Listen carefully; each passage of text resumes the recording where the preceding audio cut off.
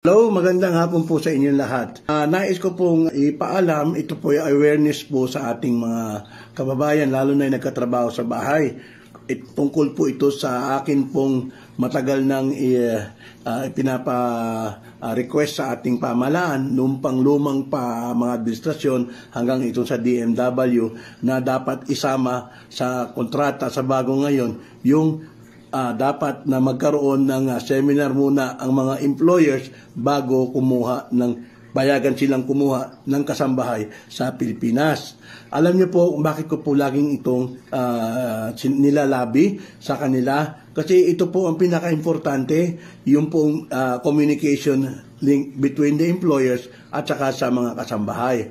Alam po niyo, tayo po ay mga OFW, mas kabisado po natin ang mga nangyayari dito kaysa sa kanila na doon sa Pilipinas na kumukuha lang din ng information sa mga ibang mga OFWs o kung sino man nakukuha nila information.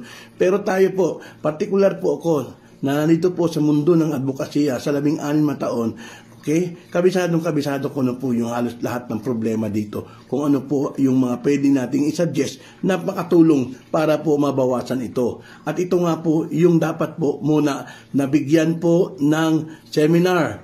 Bigyan po ng seminars ang mga employers bago po sila payagan kumuha ng kasambahay sa ating bayan. Kasi alam niyo po, karamihan po sa mga nangyayaring problema dito ay violation po ng kontrata na hindi po nababasa ng ating mga employers na mga kumukuha. Alam niyo po, karamihan po sa mga nakikita ko po ng mga problema, yung mga na-encounter po namin, yung mga employers po pag kumuha sa agency, minsan, kadalasan po yung mga agency, sila na pumipirma ng kontrata, or di kaya yung employer pumipirma ng kontrata, pero hindi binabasa kung ano nila naman ng kontrata. Kaya po, yan po nangyayari po ngayon. Ang tingin po ng mga employees, pag nagbayad sila sa mga agencies na kukuha ng kasambahay, akala nila, pag-aari na nila yung kasambahay.